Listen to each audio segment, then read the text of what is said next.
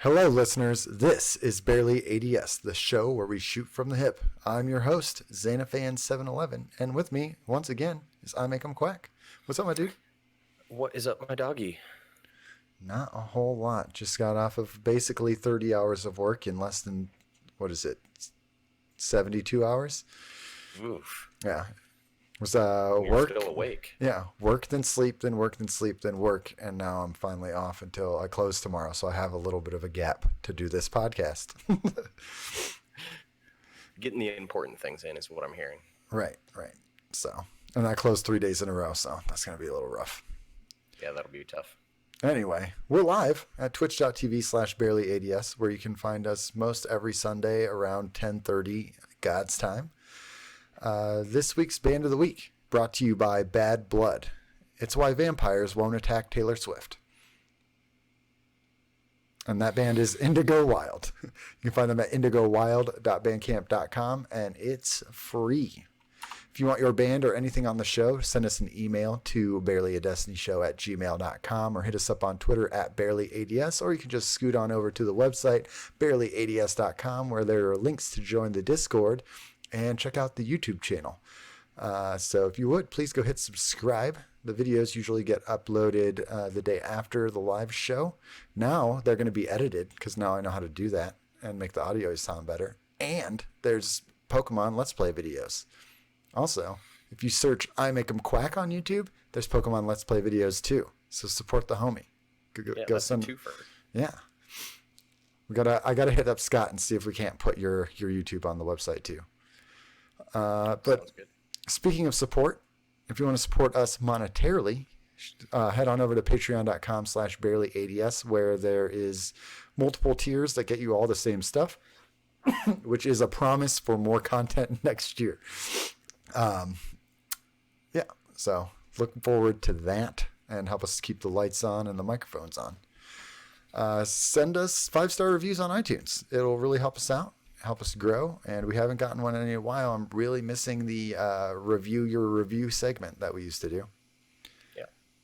And just a reminder that every 5-star review on iTunes helps push us up the charts, which makes us more visible to more people, which means that we'll get more reviews and we'll have more people in the Discord to play with. So every review you do is not only helping us, it's helping you to make this show better. Ooh, every review you do. I just imagine reading Rainbow segment, like the star and the rainbow flying across the screen. Yeah, the more you know. Oh, Hi, man. I'm YouTube explainy guy, and I'm going to tell you what to do. So what's been going on in the real world over there for you, Quack? In the real world, I've just been kind of crazy busy with work lately, and then I've been getting a bunch of prep work done because my younger brothers really want to play Dungeons and Dragons. Oh. And they don't know anyone who plays besides me.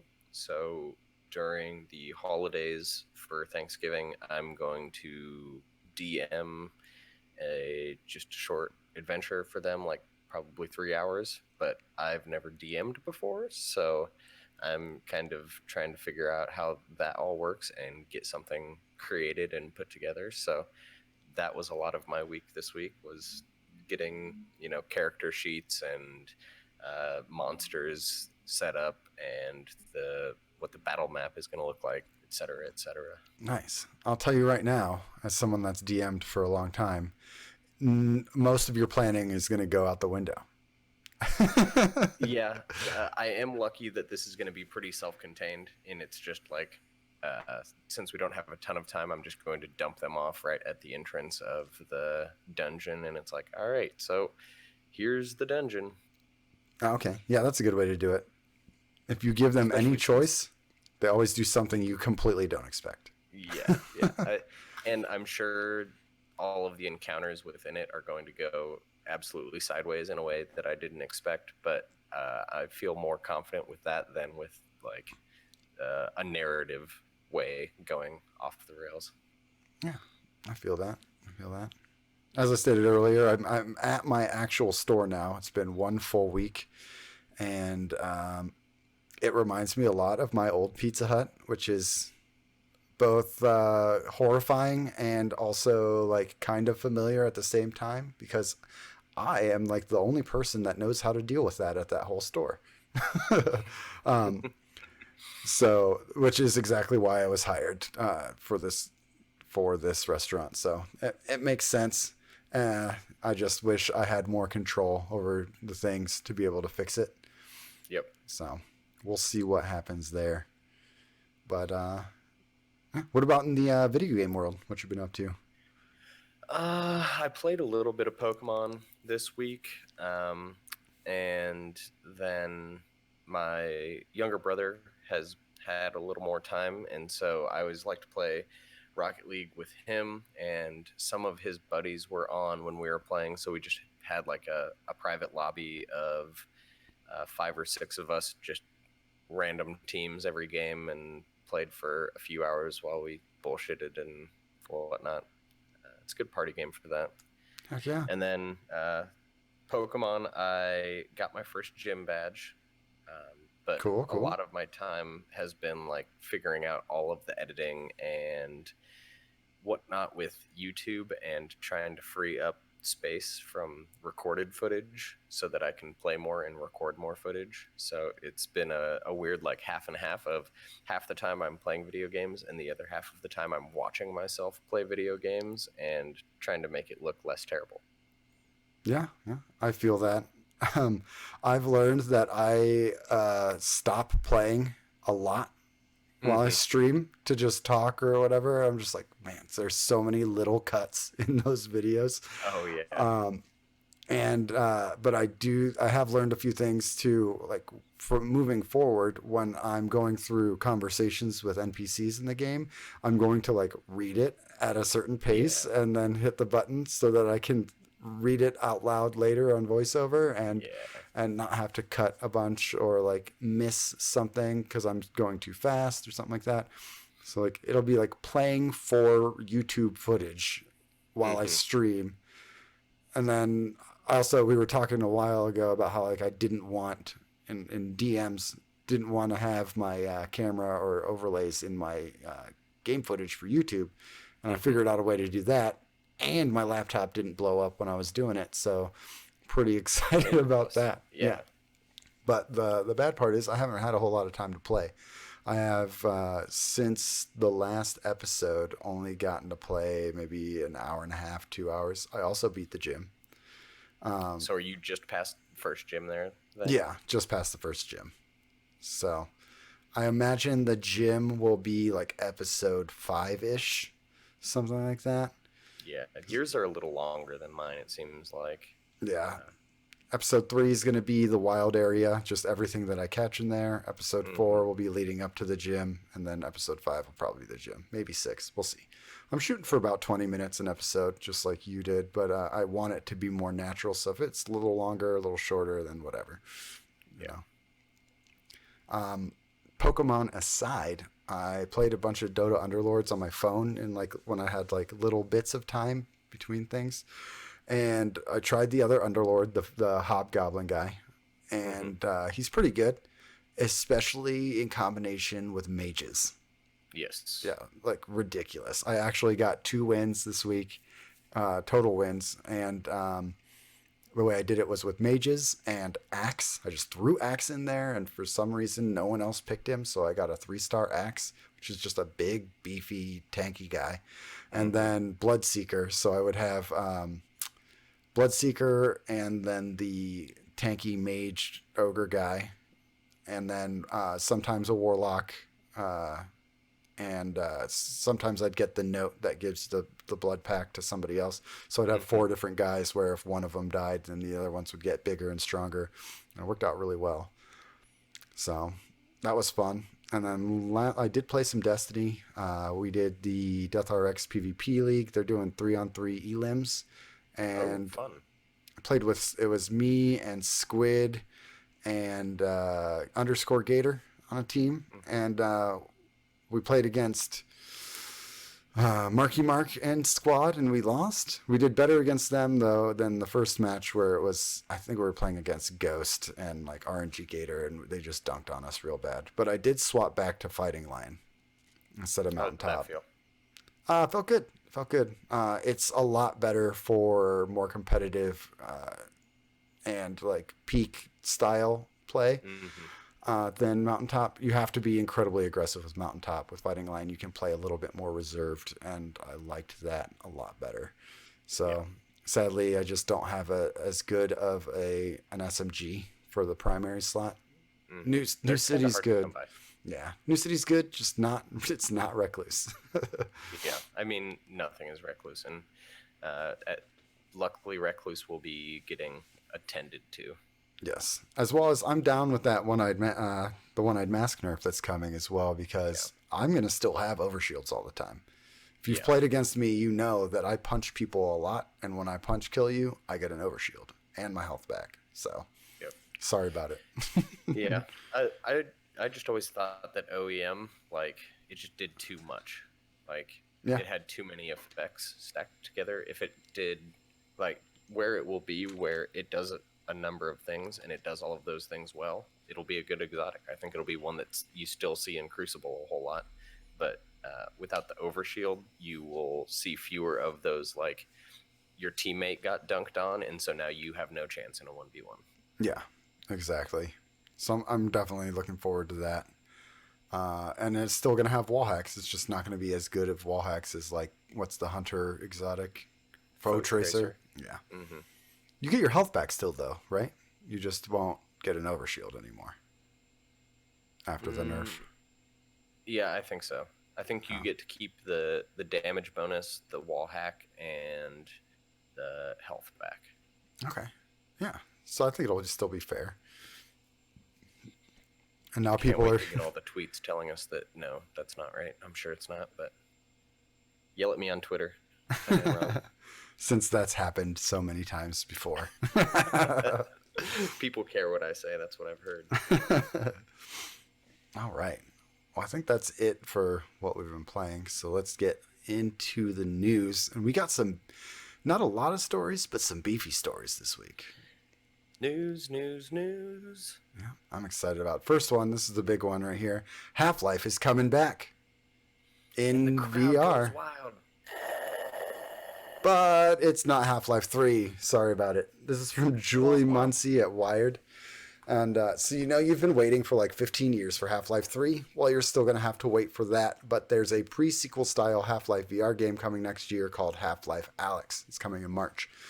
You play as the secondary protagonist, Alyx Vance, between the first and second games. It's going to be available with several different VR headsets, but will be most optimized for Valve's premier headset, the Oculus Index.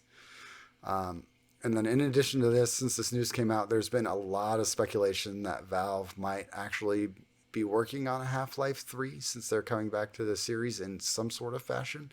They just don't want to disappoint everybody right off the bat with Half-Life 3 immediately. They kind of want to test the waters first and then be like, okay, we can pull off a Half-Life 3.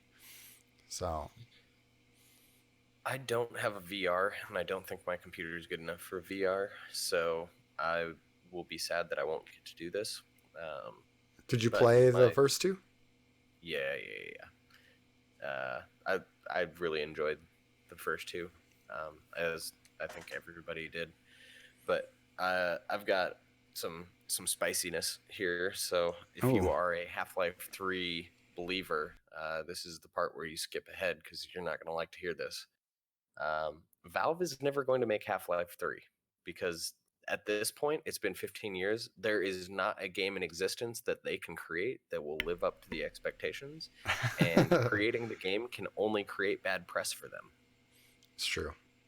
I do have some good news for you, though. Oh, for me? Yeah. The Oculus Quest is a standalone VR headset. Oh. So it's not capable on its own to run Half-Life Alyx. But if you plug it into your PC with the USB to tether it, it'll probably be able to do it between the two. I may have to look into that. That's pretty slick. And I'm assuming that would be cheaper than me building a whole new PC to run needs an to be index capable. that is also $1,000. Yeah. Yeah. So I guess actually I would have expected the feedback on this to be more negative than it's been, but a lot of people are actually pretty cool with this idea. Yeah. I think VR is getting to the point where people are less worried about it being a gimmick and more interested to see what developers can do now that the technology and the software is kind of to a point where it's pretty stable and works well. Yeah, yeah, for sure. All right. More old game, new news kind of stuff. Resident Evil 3 remake is rumored to be in development. This is from Emma Boyle at Tech Radar. There's a report of Resident Evil 3 Nemesis being remade by Capcom, and this report comes from the YouTube channel Spawn Wave. Eurogamer and VGC have also chimed in to state that the channel's report aligns with things they've heard from sources close to the project's development. Nothing has been confirmed, but Capcom has previously stated that they were willing to continue making remakes, and they said that before Resident Evil 2 was a gleaming success. So I would not be surprised to see this. And I've heard rumors too that it's going to be coming out as early as next year. Are you a Resident Evil person? You play those games? I've played 4. See, that's the only one I've played as well, and that's the one I've always heard that is like the least like a Resident Evil game. So Oh yeah. I don't really know what to think about this. I know 2 sold super well, and maybe I'll play that for like Halloween next year or something. Yeah. Well, I heard do a Halloween Let's Play. 2 is like it feels like 4 after the remake. So I want to say they're leaning towards that. They still had the tank controls in Resident Evil 4, which are definitely awful, but yeah, and those got fixed in Resident Evil 2 remake. But as you'll find later, Resident Evil 2 remake is up for several game awards this year, and sold incredibly well. A lot of people's game of the year even. I think they keep going. Do 3, do 4. I mean, once they get to the newer ones, I don't know exactly what they're going to do, but keep going. I would love to play a remade 4. And Resident Evil 2 was the first time I was like, okay, I kind of want to try an older Resident Evil, because I didn't really have. I watched Ben play the Resident Evil 1 remake, and it was interesting to watch, but I could tell I wouldn't have any fun playing it. But 2 seemed like it would be much better. Yeah. So maybe one to check out, especially if it's getting all the Game of the Year buzz. Yeah, for sure. Hey, maybe Black Friday. We'll see. All right. Some sad news now. EverQuest developer Brad McQuaid dies at age 51. This is from James Batchelor at gamesindustry.biz. Many of you might not know who he was, but he's most known for his work as the original producer and co-developer of the groundbreaking MMORPG EverQuest, which you've heard me talk about forever. He was also a major contributor to EverQuest 2 and other MMOs such as PlanetSide and Star Wars Galaxies. Star Wars Galaxies did incredibly well. PlanetSide did incredibly well. Without him, we probably wouldn't have World of Warcraft. He is the reason we have huge open world games with massive amounts of people on them. Here's just a quote from he's been working at Pantheon at a different studio, and the director of communications, Benjamin Dean, had this to say about him. Brad was a visionary, a mentor, an artist, a trailblazer, a friend, a husband, a father. He touched thousands of lives with his dreams and concept. He changed the landscape of video games forever. He will be deeply missed and forever remembered in life and in Pantheon. And I'm definitely going to check out Pantheon when it comes out, because I played Star Wars Galaxies. It was really good. I played both EverQuest 1 and 2. They were very good. So definitely going to have to check that out and see what that's all about. Did it say how he died? 51 is young. Yeah, it did not in this article specifically, but it had to have been, couldn't have been old age, you know. Yeah, But, yeah. When you hear 51, I always think like, cancer or something catastrophic. yeah, Just because that's uh, that's a young man to die. yeah, for sure. Younger than my dad, which is scary. Yeah, very. So, but our thoughts and prayers go out to his family, and I definitely was impacted by his work, and I know many others have been as well. I even played a bunch of EverQuest 2 this summer, and it was still just tons of fun. So, yep. And yeah, check out Pantheon with me when it comes out if you want. All right. I'll have to give a look. Yeah, definitely. Next up, Amy Hennig joins Skydance Media to establish a new division. This from Hayden Taylor at GamesIndustry.biz. Amy, if you didn't know, is the creator and producer for the Uncharted games, and I believe as Last of Us, the first one, Naughty Dog. She went to EA to work on a Star Wars game that got canceled, and has kind of just been there, not doing anything for a while. So this is good for her. So she and her executive producer partner, Julian Beek, will be establishing a new division at Skydance Studios, which is a relatively new studio. The department's going to focus on developing interactive, story-focused content for emerging streaming platforms. And this doesn't necessarily mean video games, but will definitely be focused on interactive entertainment. There's only 2 video games from the studio right now. One is an unreleased Walking Dead thing, not the one that failed miserably. That's a different Sky something studio. And then I can't remember what the other game is called. It had angels in it. It kind of looked like Anthem. But they are responsible for films such as Mission Impossible Fallout, Annihilation, Gemini Man, and Terminator Dark Fate. All of which the only one of those, I haven't seen Gemini Man, I haven't seen Terminator Dark Fate, but I saw Mission Impossible Fallout and Annihilation, and those were both like visually stunning movies. Yeah. Annihilation was one of my favorite movies to come out in recent years. Yeah. It is like one of the few cosmic horror movies that I think really worked. Yeah, it was super, super weird, super creepy, definitely very good. So I'm really interested to see what is going to go on over there, because some of my favorite narrative games are from Amy Hennig. So that'd be awesome. That'll be another one to keep an eye on. Yeah, for sure. And then this is the part where we usually talk about the games that are coming out this week, but there really aren't any. There's a few remakes and re-releases, but if you really care, go look. The only thing that the GameSpot mentioned of note was a re-release for Five Nights at Freddy's on Switch. Whatever. Yeah. But we can talk about Black Friday deals, because that's coming up. That is coming up. Everybody get ready to have your credit card company message you saying, no, please stop. So we got a bunch of these from Janae Sitz at GameSpot, and then Quack threw a few in as well. If you go to GameStop, you can pick up a PS4 Slim Bundle with God of War, Horizon Zero Dawn, and The Last of Us for $200.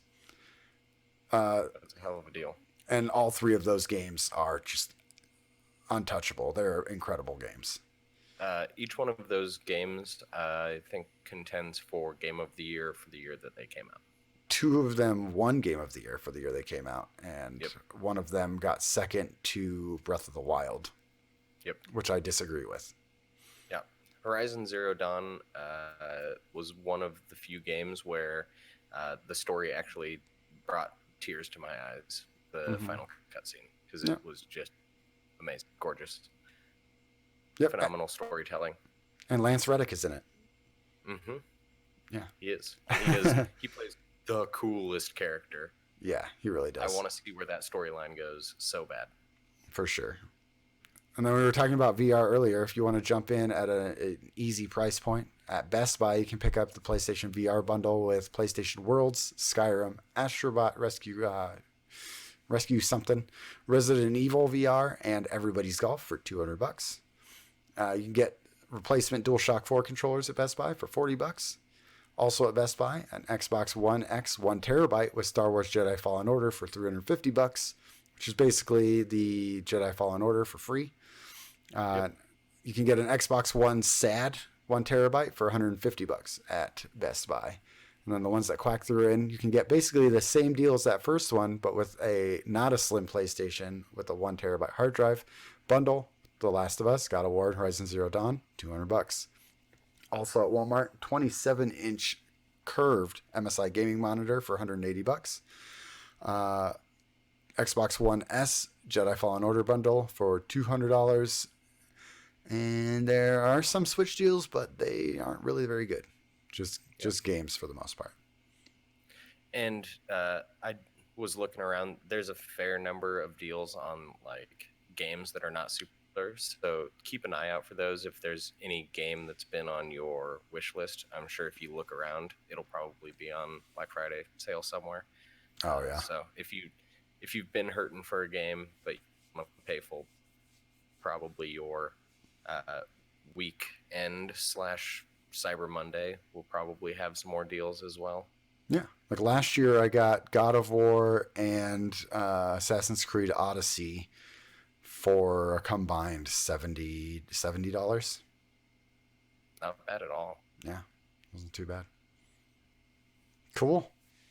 All right, last story, and this is the big one. We got our 2019 Game Awards nominees. And I pulled all this from thegameawards.com. Very nice. So I figured we could play a little game with this. I'll read through the nominees for each category, and then we can each give which one we think is going to win and which one we want to win. Okay. All right. So first one, Game of the Year. And the nominees are Control, Death Stranding, Resident Evil 2 Remake, Sekiro, Shadows Die Twice, Super Smash Bros. Ultimate, and The Outer Worlds. Okay.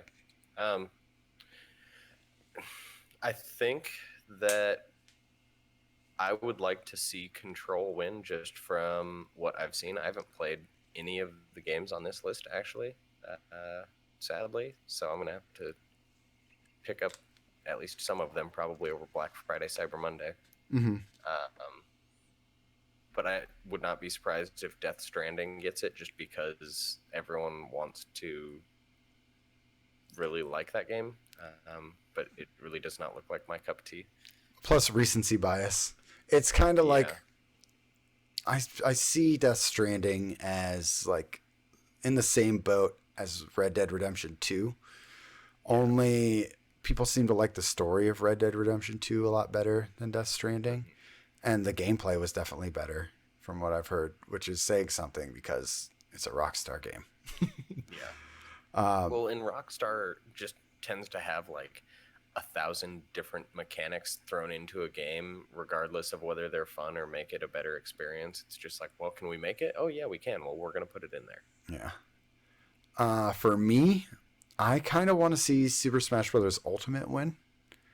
It's the only one I have played, actually, but I'm very intrigued by Control, but I from what I've heard about the ending, which I don't know what the ending is, but I heard the ending is a bit lackluster. I would be happy to see the Outer Worlds win, to see Obsidian get that nod, but I think Resident Evil 2 Remake is going to take it, actually. Really? Yep. I think it's hard to win with a remake, so that would be interesting to see, but I guess we'll find out. I tend to agree with that sentiment, but this remake is a complete overhaul in like every way, with a lot of nods to the old one. Like they completely remade the whole game. Interesting. But we'll see. Next one was Best Action Game, and the nominees are Apex Legends, Astral Chain, Call of Duty Modern Warfare, Devil May Cry 5, Gears 5, and Metro Exodus. I got to give it to both with what I think will win and what I would pick as Apex Legends, and a lot of that's just because I am a giant stan of Respawn Entertainment. Uh, from what I've been hearing about the uh, new Star Wars game, it Mm-hmm. continues their legacy of Respawn has yet to make a bad game, and Apex Legends was good enough that shortly after it coming out, they completely caused Fortnite to revamp a bunch of their systems and add things in with like the pinging system and whatever else. With the Apex has the buttery smooth movement that you come to expect of like the Titanfall games as well. Yeah. Which brings me to something that I heard on a different podcast, actually, and that is the deadline for nominee votes was November 15th, and that is the release date of Jedi Fallen Order and Pokemon Sword and Shield. So it's kind of iffy if they're even going to be eligible next year or not, and that kind of stinks because I could definitely see Jedi Fallen Order, with how well received it's been, being in the running for a lot of these categories as well. But for me, I would love to see Devil May Cry 5. Mm-hmm. I don't think it's going to get it, but it came out early in the year. It was very well received. I'm pretty sure it was the best selling Devil May Cry game ever. Don't think it's going to get it. And I don't know. I can't really tell what I think is going to win. If Metro Exodus had better marketing, maybe. Yeah. Call of Duty. Like that one was hurt a lot by its release. Yeah. Because that was people really enjoyed that game too. Mm-hmm. But an Astral Chain wasn't as good as people thought it was going to be. Honestly, I think if Call of Duty is going to win any category, it's going to be this one. Sadly, I don't want to see it win anything because I don't really like Call of Duty games. But if it's going to win anything, it'll be best action game, I think. So For sure. All right, next is best action adventure game. And the nominees are Borderlands 3, Control, Death Stranding, Resident Evil 2 Remake, Link's Awakening, and Sekiro Shadows Die Twice. What you got? So, I think I would like to see this one probably go to Sekiro, just because I really like the art style and like those games that From Software makes are games that I'm absolutely terrible at, but I really like watching people who are good at it play those games because they're gorgeous and it's just incredible to watch someone fly through it. So I'd like to see that win, but I think this one's probably going to Link's Awakening, just because. And I know earlier I said that I don't think remakes usually get it, but Link's Awakening is one of those where it's like disconnected from the rest of the Zelda games, kind of, and it came with an entirely new art style, and they revamped most of the systems and stuff too. So I could see Link's Awakening taking this one. Yeah, I agree on what I want to see win with Sekiro. And a game is good if there's people that are mad because it's too hard and they just want to play it. And that was the conversation around it. But for this one, I think this is going to Control this time. It was definitely innovative in more than any of the other games in this category. Death Stranding wanted to be innovative, but it's not. It's just weird. Yeah, Death Stranding to me seemed like one of those projects where it was like, all right, we're going to let you do whatever you want. And so then no one felt comfortable with being like, hey, this isn't a very good idea, even if something was obviously not a good idea. Right. But we'll see. And then next, speaking of art style, best art direction. And the nominees are Control, Death Stranding, Grease, Sayonara Wild Hearts, Sekiro, and Link's Awakening.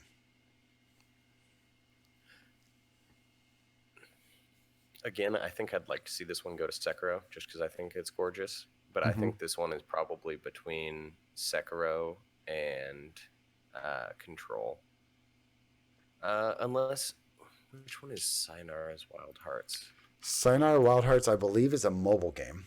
And it's Oh, I have seen that one. That does have really cool art direction. That mhm, I could see that one winning as well. yeah. I would like to see it go, and I think it's going to go to Greece. Actually, um, it came out very early in this year, but that's all people could talk about was how beautiful that game was. I haven't seen anything about that one. So I think you can get it on Switch. on It's a Switch, puzzle game, and it's pretty short. puzzle game that's short with great art direction. Yeah, Sounds like something I would enjoy actually. yeah. I know. I believe it was Bibletron played it, Hmm. and JC Jesse in the chat chiming in. Is this the one with Danny and Sandy? Yes, it is.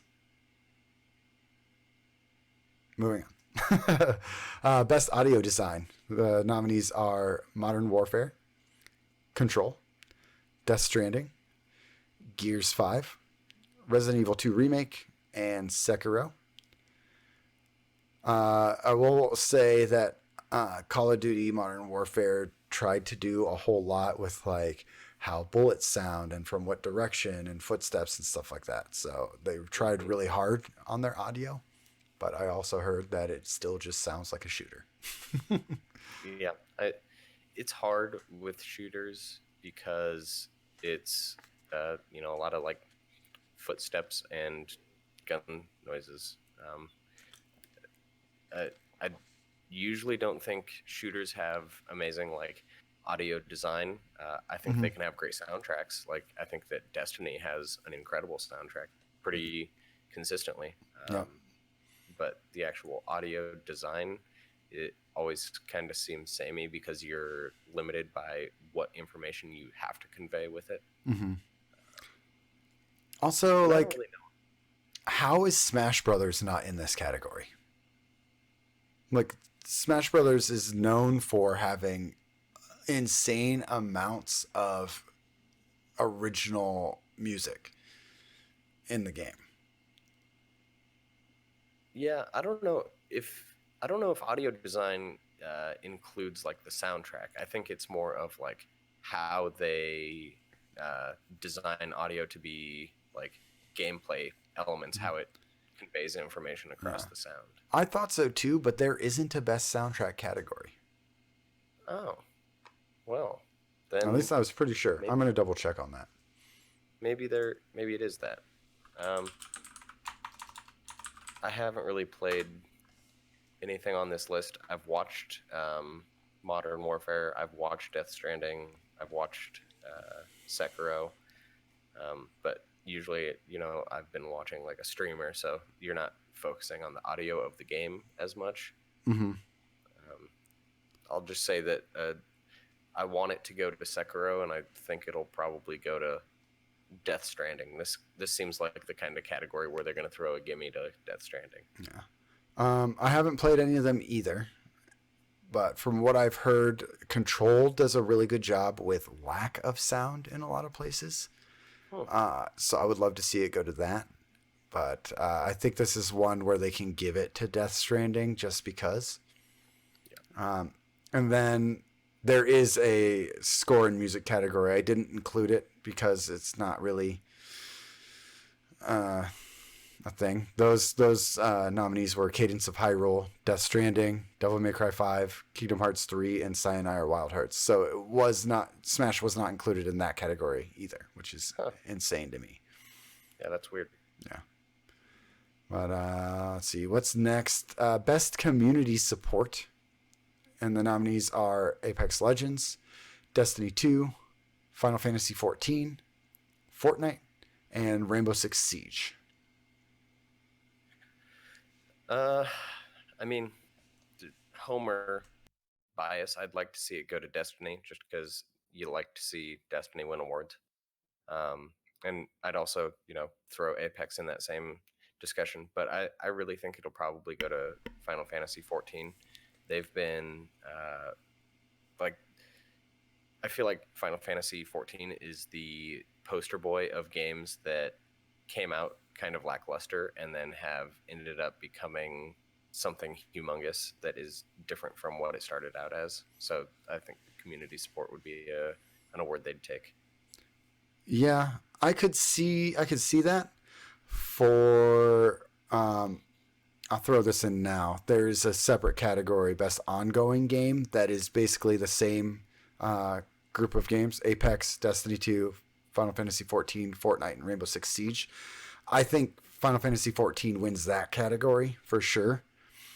Even though I'd like to see it go to Destiny.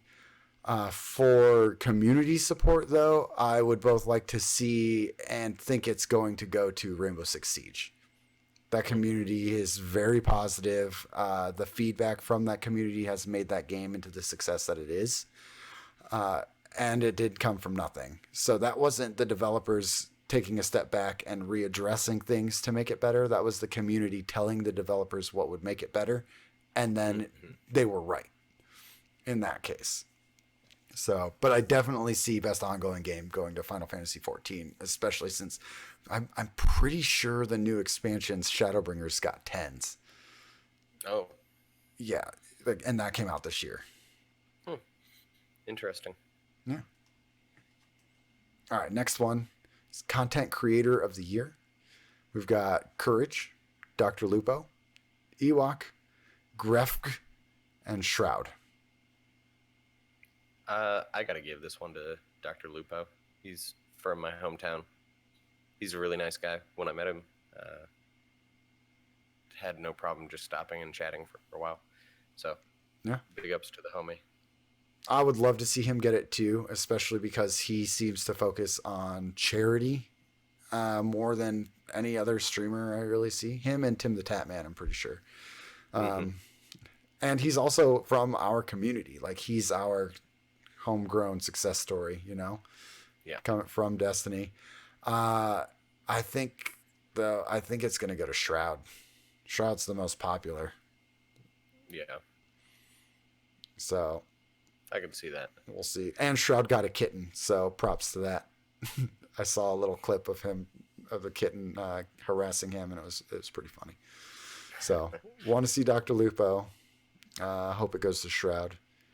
And if you want to see a little bit of behind the scenes, or listen to, I guess, a little bit of behind the scenes Dr. Lupo stuff, he's been on a couple episodes of this really old podcast with a bunch of really old dudes called Dad Tales Podcast.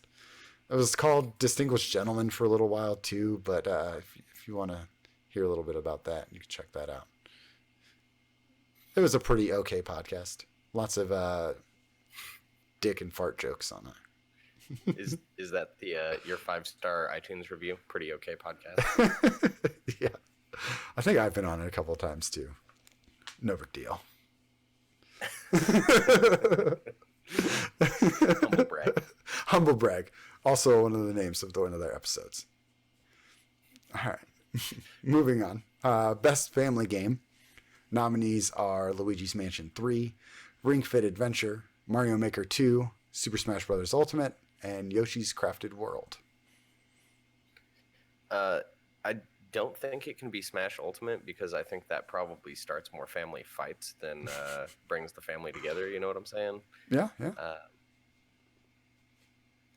don't know about this one. Maybe Mario Maker takes this one. I think so. I think Mario Maker's going to take this one.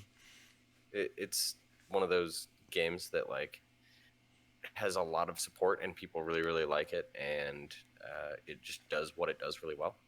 Yeah. And it's built a really, really incredible community around it as well.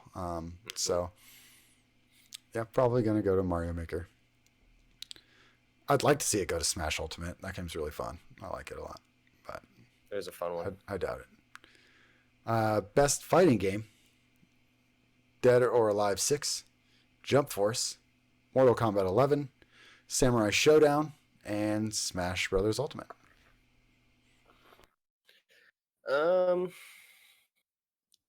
I think this will probably be between Mortal Kombat 11 and Smash.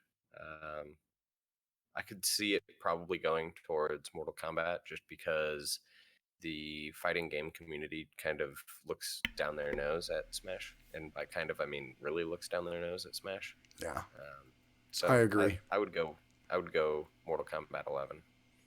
I think Mortal Kombat 11 is going to win it, but I would love to see it go to Samurai Showdown. That game Hmm. came out of nowhere. It was at Evo in its first year. Um, and yeah, I would just love to see a little bit of a different, A switch up. yeah, change up there. Next category, the Subway Fresh indie game. Uh, Sponsored. sponsored. The nominees are Disco Elysium, Grease, My Friend Pedro, Outer Wilds, Slay the Spire, and Untitled Goose Game. My vote goes to Slay the Spire. I think Untitled Goose Game is going to win it, but Slay the Spire, I have actually played a pretty decent chunk of. It is a roguelike uh, card game where you have like a set pool of health and you go up in tiers going against monsters or like finding chests for different things and then fighting boss monsters, and you see how far you can go before you run out of health, and you build up your deck as you go, and then when you die your deck goes back to the basic and you start again. Oh, nice. Um, I would like to see this go to My Friend Pedro because I have them on my fantasy game critic team and it did pretty well and it looks ridiculous. But I think this one's going to go to Outer Wilds, which came out of nowhere and scored very well Hmm. across the board. Not to be confused with Outer Worlds. Yeah, Uh, both came out the same year. yep, Very different game. yeah. So we'll see about that. The next one is best game direction, and I put what the criteria is for this. It's outstanding creative vision and innovation in game design, direction, and design. And the nominees for this one are Control, Death Stranding, Resident Evil 2, Sekiro, and Outer Wilds.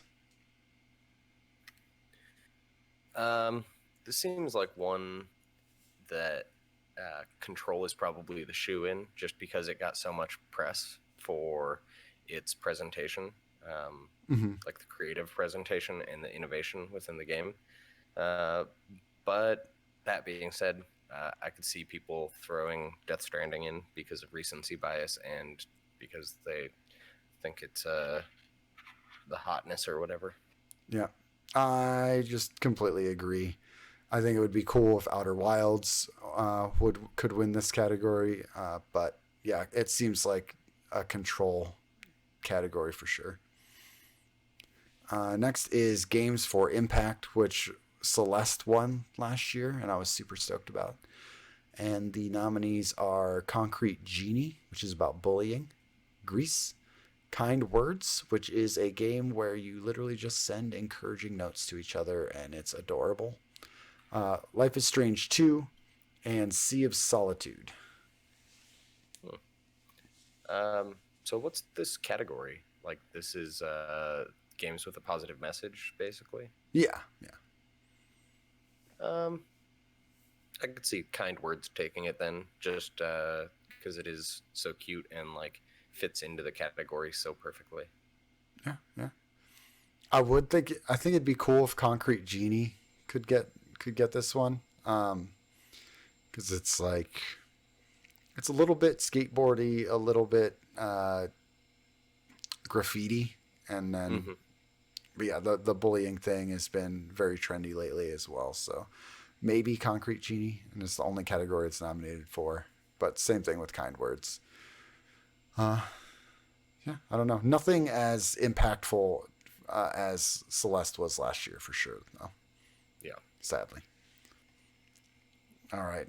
Best indie game categories are the nominees are Baba Is You, Disco Elysium, Katana Zero, Outer Wilds, and Untitled Goose Game. This one's probably a toss up between Outer Wilds and Untitled Goose Game. Um, I'd like to see it go to Goose Game just because I think it's hilarious, and I think the whole spiel around it is really funny and exciting. So that would be my pick, but I think it's probably between those two. Um, I kind of agree that Disco Elysium is going to have some recency bias to it. It's just came out, and a lot of the more indie gaming news outlets are all about it, like GameSpot. Hmm. Um, I don't really know much about it. Aside from that, I know Katana Zero was very popular around the middle of the year as well, and people really, really like the story in that game as well. Um, so I really have no idea. To me, this one could go any of the five directions. Hmm. The only thing I think Untitled Goose Game has going against it is there isn't really a story. Really, it's like a puzzle game and it's cutesy, but Yeah. like um, it is. I watched Ben play it for a while though. It's ridiculous and it's hilarious. So, well, who knows? Best mobile game.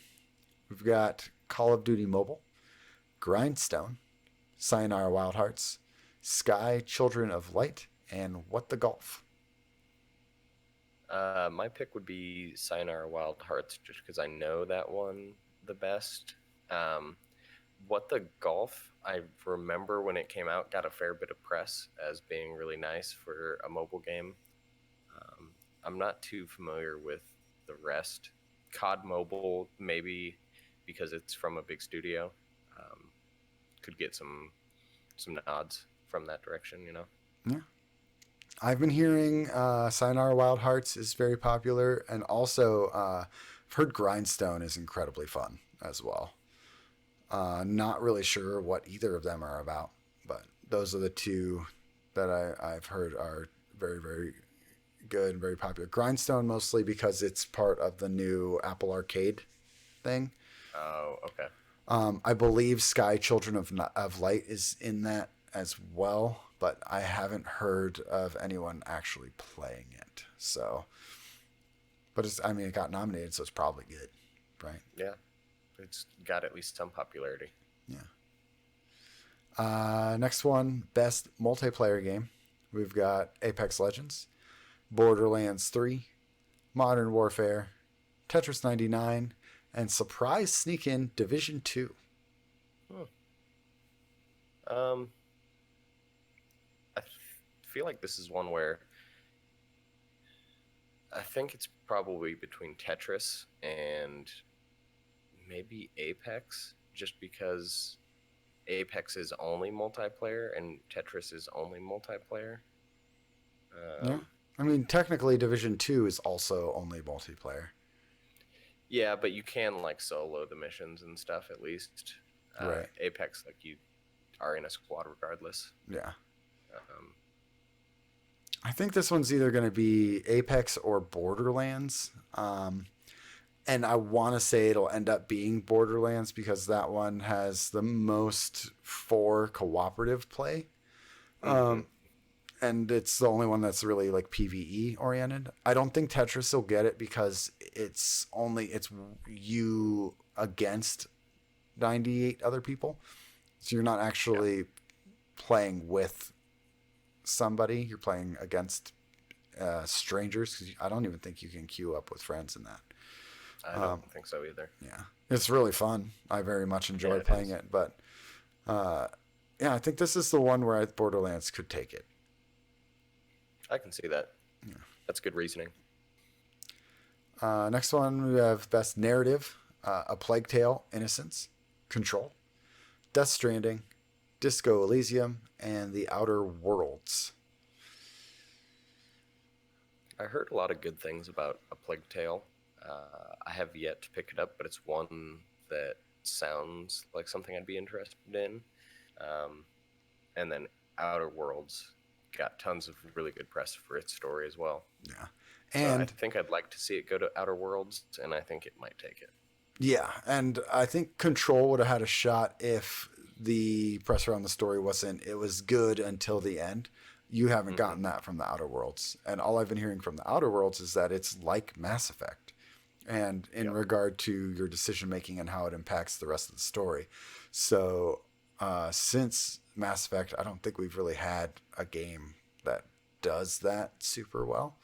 So I would like to see it go to the Outer Worlds, and props to Obsidian for making their own thing and having it be amazing right off the bat. And sucks to be Bethesda right now.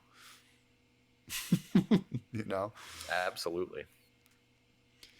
Okay, second to last category that I put in here, best ongoing game, which we kind of talked about already. Apex, Destiny 2, Final Fantasy 14, Fortnite, and Rainbow Six Siege. I already said I think it's going to go to Final Fantasy 14, but what do you think, Quack?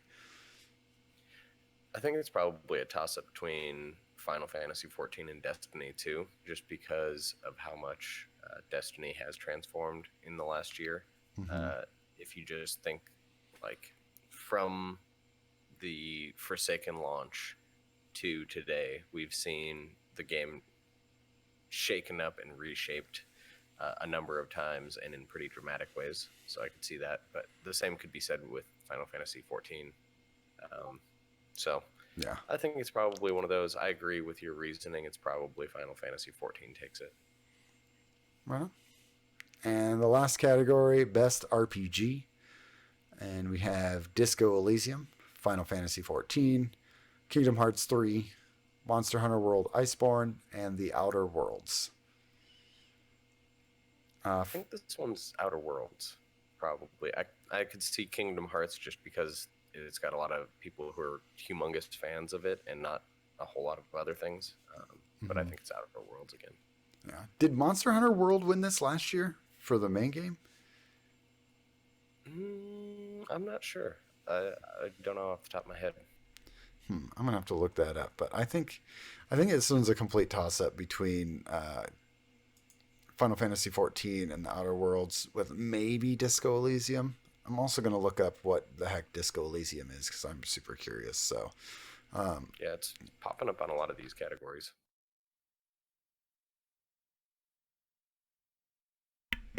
all right, so Disco Elysium by ZAUM.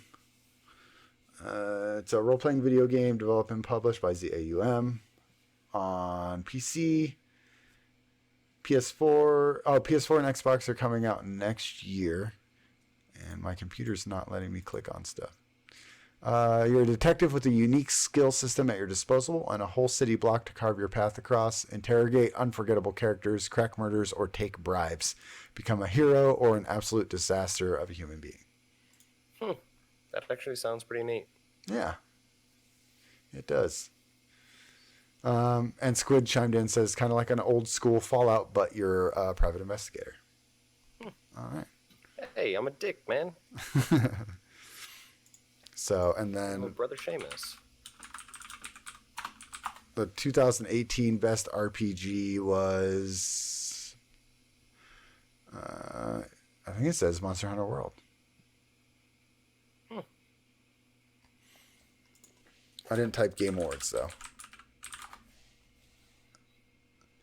But you got to be specific, otherwise Google will just throw you everything. Yeah, it gave me everything. And now, Oh yes, here's the entire internet. oh my goodness, best RPG. Where'd it go? It was, yeah, I was right. Monster Hunter World. Oh, look at that. So Yeah, so I think that it doesn't disqualify Monster Hunter World Iceborne, but I feel like it's hard to win the same category 2 years in a row with the game and then an expansion. right. Even though Iceborne is like supposedly better than the original game. I've heard really good things about it. Yeah, for sure. All right, well, that's all those. I can't wait to have the discussion about the winners in a couple months, as well as, oh man, I've been really looking forward to the podcast awards.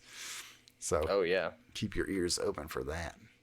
it'll be fun to close out the year with some of our own lists and stuff. Yeah, about basically all our friends and how ridiculous they are. Alrighty, let's get on to listener questions. And this week's listener questions are brought to you by a much need vacation Who the hell writes these things? This week's listener questions are brought to you by a much needed vacation. We here at Cosmodrome Vodka and Vex Vacuums greatly appreciate you at BADS sharing our products with your listeners. We would love to work around the clock creating brilliant products, but even we need a break every so often, besides the mandatory 48 hours of lunch breaks per week we get.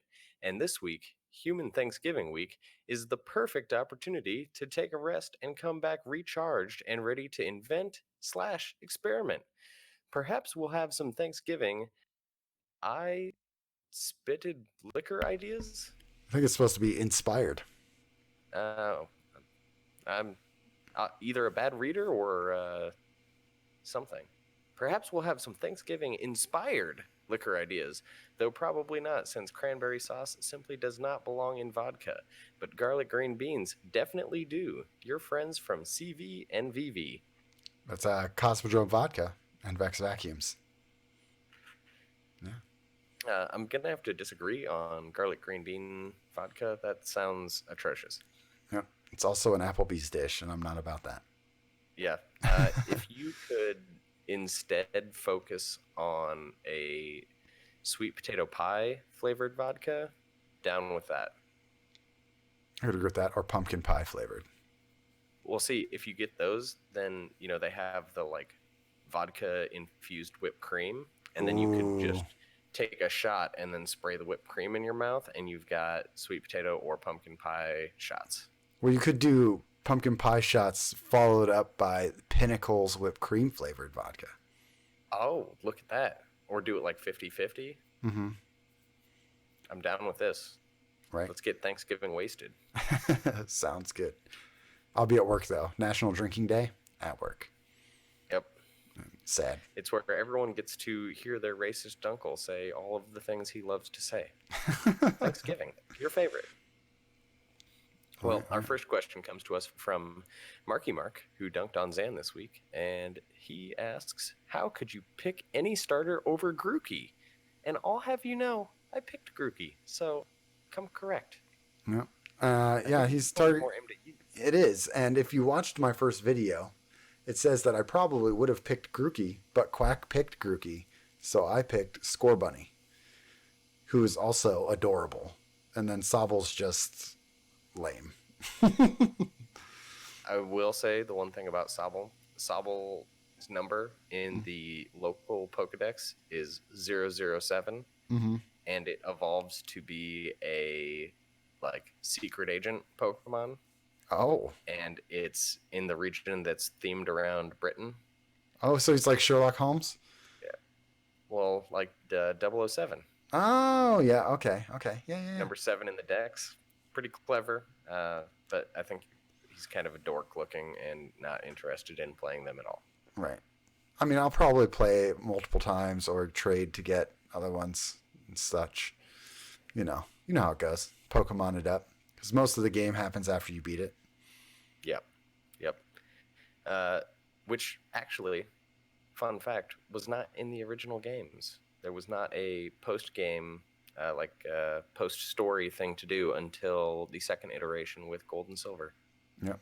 There were still the like technical things that you could do with like EV training, but they weren't like logged, and natures too were also in Red and Blue, but you couldn't view them. Mm-hmm. You had to. It wasn't until Gold Silver that you could get into that stuff. Yeah, you just had to know that if you kill or fight a bunch of Rattatas, you would gain speed. Mm-hmm. Yep. And next up in the questions, Doc wants to know, when is the acceptable time for Christmas music? And the answer is 2 days: Christmas Eve, Christmas Day, and that's it. I say all of December until Christmas. I can't with Christmas music. Right. I'm gonna go crazy because I work in a place that plays music now, and it's going to be, I'm pretty sure after Thanksgiving, only Christmas music all the time for a solid month. My work, as soon as it hits December, switches from the normal station to country Christmas. Not just Christmas, but country Christmas. So I am going to be becoming very, very acquainted with my headphones. All right. Which tells me people in the Discord send me music recommendations while I need to escape from Christmas music and country Christmas music. For sure. You could do that by hitting up the Discord Nartunes. There's tons of stuff in there. I'll have to do that. Yeah. Speaking of Nar, our next question comes from Nar, and that question is, what's the best Will Ferrell movie? I'm going to go with Anchorman. You know, I would have said that years ago, but I think one of the movies that I really didn't like when it first came out has since grown on me, and I'm going to say Talladega Nights. Because that one, for whatever reason, just hits me square in the funny bone nowadays. There you go. I think Anchorman for me, because it's not just him. You know, Steve Carell is amazing, and Paul Rudd is amazing, and just that whole cast is great. And it doesn't rely squarely on Will Ferrell's shoulders like movies like Elf. Yeah. Unpopular opinion for me, I don't like the movie Elf. Me neither. The only redeeming part of that movie is Zooey Deschanel. Yeah. 100%. Because she's gorgeous. And finally, again, from Nar, our Toon Master, predictions. What recipes might you encounter on the official Destiny cookbook? I mean, there's definitely going to be spicy ramen. Yeah, right? There has to be. Right? And there's got to be like at least 15 ways to cook up the kernel. Mm-hmm. They should call it How You Gonna Cook That Chicken.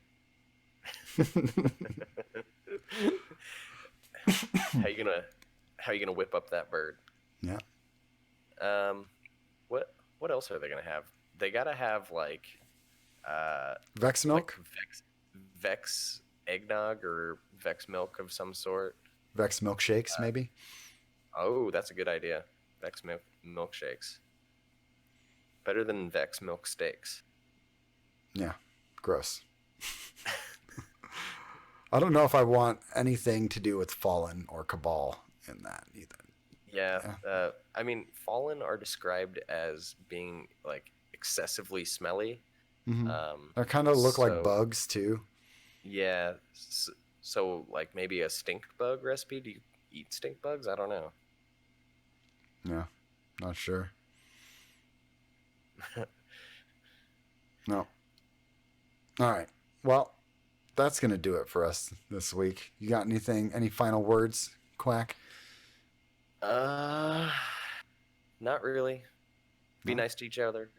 Yeah. Everyone have a fantastic week, and spend this time to be thankful for your friends in the Destiny community or any gaming communities you're a part of, your family, whether it's biological or not. And take this time to not only think about yourself, but think about others. Yeah. And I want to say thank you from all of us here at Barely ADS to you guys, the listeners, for supporting us for so long. We're coming up on finishing 3 years of content, and that's just ridiculous. So looking forward to spending more time with y'all, and I hope you jump in the Discord to spend more time with us. And if you want to find that Discord link, go to barelyads.com, as well as patreon.com/barelyads. Shoot us an email at barelydestinyshow@gmail.com, at barelyads on Twitter, and right here, live, Sundays usually, twitch.tv/barelyads. Don't forget, the band of the week this week is Indigo Wild, and you can find them at indigowild.bandcamp.com. And until next week, y'all, yeet that meat. Bye.